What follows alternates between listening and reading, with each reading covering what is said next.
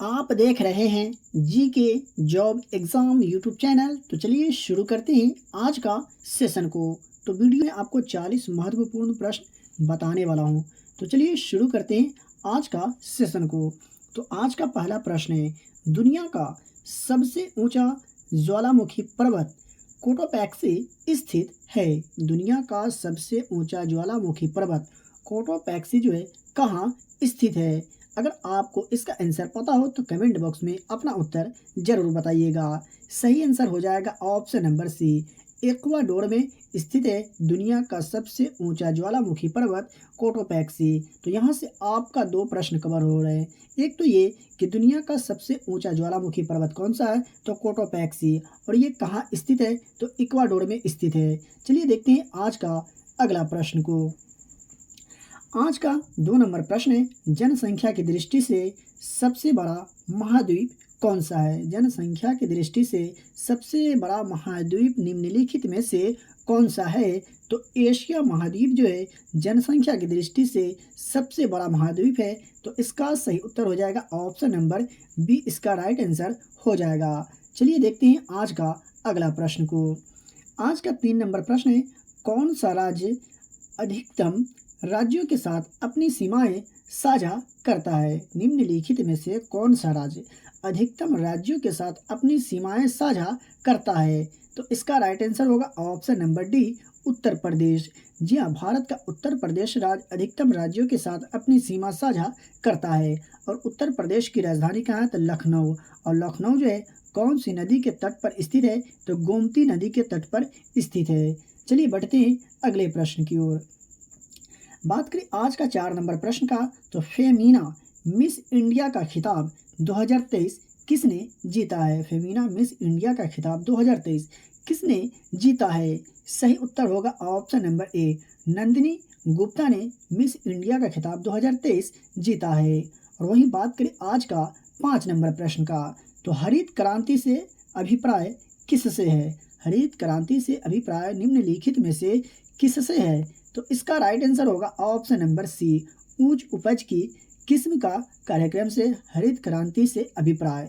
और आपसे एक आज का 6 नंबर प्रश्न का, तो बिहार का डालमिया नगर किसके लिए प्रसिद्ध है। बिहार का डालमिया नगर निम्नलिखित में से किसके लिए प्रसिद्ध है, किसके कारण फेमस है।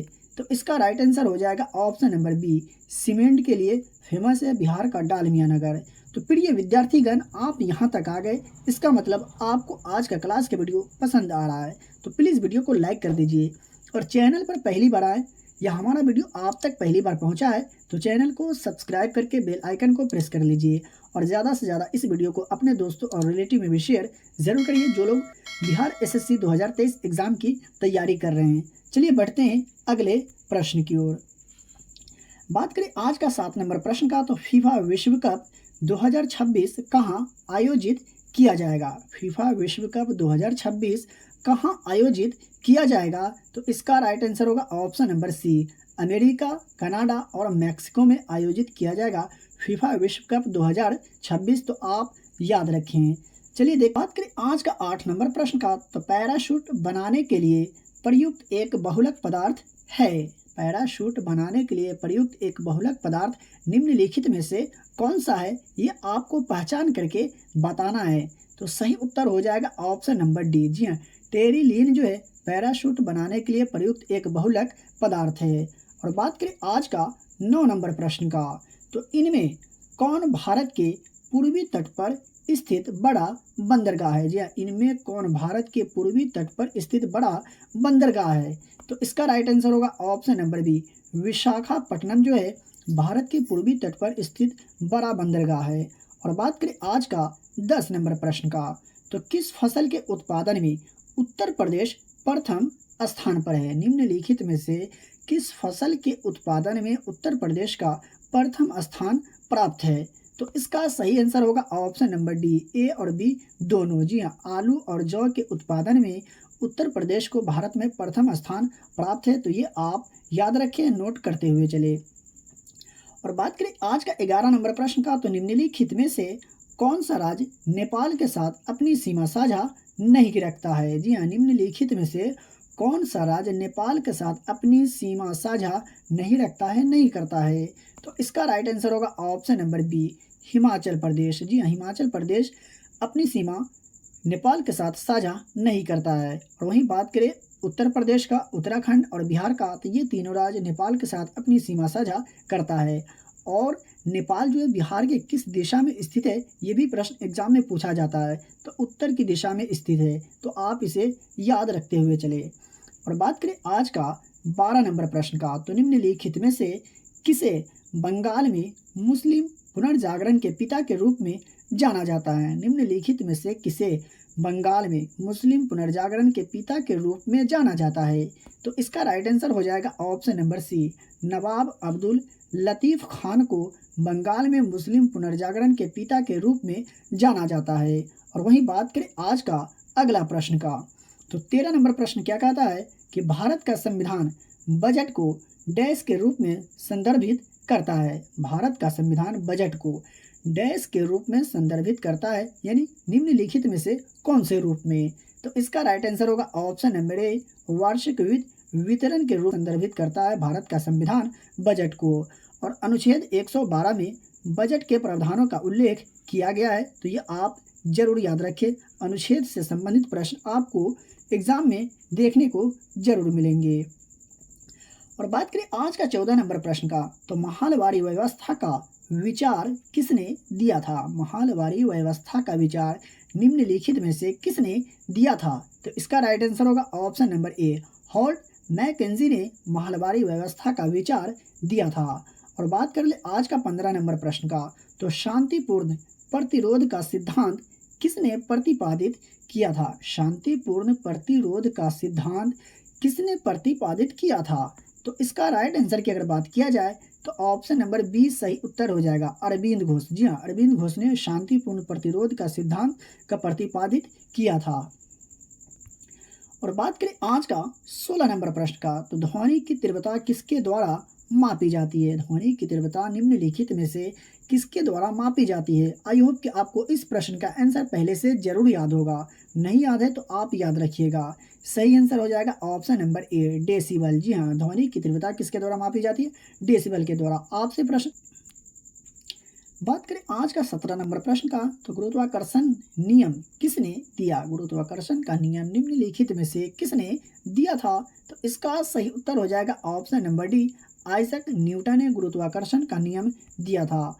और बात करें आज का 18 नंबर प्रश्न का, तो वह उपकरण जो रासायनिक ऊर्जा को विद्युत ऊर्जा में परिवर्तित करता है उसे डैश कहा जाता है? वह उपकरण जो रासायनिक ऊर्जा को विद्युत ऊर्जा में परिवर्तित करता है उसे क्या कहा जाता है? आपसे प्रश्न ये पूछा जा रहा है। तो इसका राइट आंसर होगा ऑप्शन नंबर डी, बैटरी। जी हाँ, बैटरी जो है। आज का 19 नंबर प्रश्न है, पृथ्वी के वायुमंडल में सबसे अधिक मात्रा में पाई जाने वाली गैस कौन सी है? जी हाँ, पृथ्वी के वायुमंडल में सबसे अधिक मात्रा में पाई जाने वाली गैस जो है निम्नलिखित में से कौन सी गैस है? तो इसका राइट आंसर हो जाएगा ऑप्शन नंबर सी, नाइट्रोजन। जी हाँ, नाइट्रोजन जो है पृथ्वी के वायुमंडल में सबसे अधिक मात्रा में पाई जाने वाली गैस है। और कितना प्रतिशत? तो 78%। तो ये आप याद जरूर रखें। चलिए देखते हैं आज का अगला प्रश्न को। आज का 20 नंबर प्रश्न है, स्पेन की राजधानी क्या है? स्पेन की राजधानी क्या है निम्नलिखित में से? तो इसका सही उत्तर हो जाएगा ऑप्शन नंबर ए, मैड्रिड जो है स्पेन की राजधानी है। और वहीं बात करें मुद्रा का, तो यूरो वहाँ की मुद्रा है, कहाँ की? स्पेन की। चलिए देखते हैं आज का अगला प्रश्न को। और बात करें आज का 21 नंबर प्रश्न का, तो सबसे हल्का तत्व डैश है? निम्नलिखित में से कौन है जो सबसे हल्का तत्व है? तो इसका राइट आंसर होगा ऑप्शन नंबर सी, H2। जी हाँ, H2 जो है सबसे हल्का तत्व है। हाइड्रोजन तत्व पृथ्वी पर प्रकृति में सबसे हल्का तत्व है। हाइड्रोजन का रासायनिक सूत्र है H2, ये आप याद रखिएगा। चलिए देखते हैं आज का अगला प्रश्न को।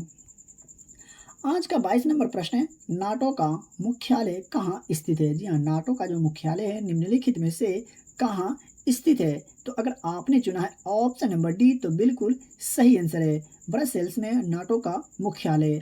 इसका फुल फॉर्म क्या होता है? नॉर्थ अटलांटिक ट्रीटी ऑर्गेनाइजेशन यानी उत्तर अटलांटिक संधि संगठन इसका फुल फॉर्म होता है। यानी इसका जो बात करें आज का 23 नंबर प्रश्न का, तो रक्त समूहों की खोज किसने की? रक्त समूहों की खोज निम्नलिखित में से किसने किए थे? तो इसका राइट आंसर होगा option number A, Karl Landsteiner ने समूहों की खोज किए थे। और ABO रक्त समूहों की खोज 1901 में कार्ल लैंडस्टीनर ने किए थे। चलिए देखते हैं आज का अगला प्रश्न को। बात करें आज का 24 नंबर प्रश्न का, तो अमाशय रस में कौन सा किण्वक मौजूद होता है? अमाशय रस में कौन सा किण्वक निम्नलिखित में से मौजूद होता है? तो अगर आंसर होगा ऑप्शन नंबर ए, पेप्सिन। और आज का 25 नंबर प्रश्न का, तो निम्नलिखित में से किसमें प्रति ग्राम प्रोटीन की मात्रा सबसे अधिक होती है? निम्नलिखित में से किसमें प्रति ग्राम प्रोटीन की मात्रा जो है सबसे अधिक होती है? तो इसका भी सही उत्तर हो जाएगा ऑप्शन नंबर बी, सोयाबीन में। जी हाँ, सोयाबीन में प्रति ग्राम प्रोटीन की मात्रा सबसे अधिक होती है। साथियों, मैं आपको बताते चलूँ, अगर आपको किसी भी प्रश्न में डाउट हो, किसी भी प्रश्न के उत्तर में अगर आपको डाउट लगता हो, तो आप हमसे कमेंट करके पूछ सकते हैं। मैं सभी लोगों के कमेंट को रीड करता हूँ। अगर कोई सवाल होता है तो जवाब भी देता हूँ। और पढ़ाई भी वहीं करनी चाहिए जहाँ पूछने की आज़ादी हो। जी हाँ। और बात करें आज का 26 नंबर प्रश्न का, तो किस अर्थशास्त्री ने अवसर लागत का सिद्धांत दिया? जी हाँ, किस अर्थशास्त्री ने अवसर लागत का सिद्धांत दिया? तो इसका सही उत्तर होगा option number A, Milton Friedman ने अवसर लागत का सिद्धांत दिया था। और बात कर ले आज का 27 नंबर प्रश्न का, तो भारत में सर्वाधिक कच्चा लौह उत्पादक राज्य कौन सा है? भारत में सर्वाधिक कच्चा लौह उत्पादक राज्य है निम्नलिखित में से कौन सा है? तो अगर आपने चुना है ऑप्शन नंबर डी, तो बिल्कुल सही उत्तर है, छत्तीसगढ़ सर्वाधिक कच्चा लौह उत्पादक वाला राज्य है भारत का। और बात करें आज का 28 नंबर प्रश्न का, तो निम्न में से किसे भारतीय अर्थव्यवस्था के उदारीकरण का अग्रदूत कहा जाता है? निम्न में से किसे भारतीय अर्थव्यवस्था के उदारीकरण का अग्रदूत कहा जाता है? तो इसका राइट आंसर होगा ऑप्शन नंबर ए, मनमोहन सिंह को भारतीय अर्थव्यवस्था के उदारीकरण का अग्रदूत कहा जाता है। आई होप कि आपको समझ में आ गया होगा। और बात कर ले आज का 29 नंबर प्रश्न का, तो निम्नलिखित में से किसे संविधान की आत्मा माना गया है? निम्नलिखित में से किसे संविधान की आत्मा माना गया है? आई होप कि आपको इस प्रश्न का आंसर पहले से जरूर याद होगा और होना भी चाहिए। तो इसका सही उत्तर होगा ऑप्शन नंबर सी, प्रस्तावना को संविधान की आत्मा माना गया है और माना जाता है। आप जरूर याद रखें। और बात कर ले आज का 30 नंबर प्रश्न का, तो 1760 में प्रसिद्ध वांडीवर्ष की लड़ाई अंग्रेजों ने किसके विरुद्ध लड़ी थी? 1760 में प्रसिद्ध वांडीवर्ष की लड़ाई अंग्रेजों ने किसके विरुद्ध लड़ी थी? तो इसका सही उत्तर हो जाएगा ऑप्शन नंबर ए, फ्रांस के विरुद्ध लड़ी थी अंग्रेजों ने वांडीवास की लड़ाई। कब? तो 1760 में। तो ये आप जरूर याद रखिएगा। यहाँ से आपका 2 प्रश्न कवर हो रहा है। एक तो ये कि वांडीवास की लड़ाई कब हुई? तो 1760 में। और अंग्रेजों ने किसके विरुद्ध लड़ी थी? तो फ्रांस के। चलिए बढ़ते हैं अगले प्रश्न की ओर। बात करें आज का 31 नंबर प्रश्न का, तो भारत के सर्वोच्च न्यायालय में न्यायाधीशों की सदस्य संख्या बढ़ाने की शक्ति किसमें निहित है? भारत के सर्वोच्च न्यायालय में न्यायाधीशों की सदस्य संख्या बढ़ाने की शक्ति किसमें निहित है? यानी प्रश्न का कहने का मतलब ये हुआ कि सर्वोच्च न्यायालय में न्यायाधीशों की सदस्य की संख्या बढ़ाने की शक्ति जो है किसमें निहित है? कौन बढ़ा सकता है? तो इसका सही उत्तर होगा ऑप्शन नंबर बी, संसद। जी हाँ, संसद जो है भारत के सर्वोच्च न्यायालय में न्यायाधीशों की सदस्य की संख्या बढ़ा सकते हैं। और बात कर ले आज का अगला प्रश्न का, तो आज का 32 नंबर प्रश्न है, ध्वनि का वेग डैश में अधिकतम होता है? ध्वनि का वेग जो होता है निम्नलिखित में से किसमें अधिकतम होता है? तो इसका सही उत्तर हो जाएगा ऑप्शन नंबर सी, इस्पात में ध्वनि का वेग अधिकतम होता है। और बात करें आज का 33 नंबर प्रश्न का, तो एथेनॉल प्लांट का शुभारंभ बिहार के किस जिला में हुआ है? एथेनॉल प्लांट का शुभारंभ बिहार के किस जिला में हुआ है? तो इसका सही उत्तर हो जाएगा ऑप्शन नंबर डी, नालंदा जिला में हुआ है एथेनॉल प्लांट का शुभारंभ। मैं आपको बताते चलूँ, आपको यहाँ डेली जीके जीएस प्लस में आपको करंट अफेयर्स के प्रश्न भी बताए जाते हैं, पढ़ाए जाते हैं। और वैसे प्रश्न जो आप जो काफ़ी महत्वपूर्ण है और यहाँ से प्रश्न आपको अपने एग्जाम में देखने को जरूर मिलेंगे। और बात करें आज का 34 नंबर प्रश्न का, तो पृथ्वी की ऊष्मा से प्राप्त ऊर्जा को क्या कहा जाता है? पृथ्वी की ऊष्मा से प्राप्त ऊर्जा को क्या कहा जाता है? तो इसका सही उत्तर हो जाएगा ऑप्शन नंबर डी, भूतापीय ऊर्जा कहा जाता है पृथ्वी की ऊष्मा से प्राप्त ऊर्जा को। अगर आपको नहीं याद है तो याद रखिएगा। और यह पृथ्वी के भीतर गर्मी से आती है। चलिए देखते हैं आज का अगला प्रश्न को।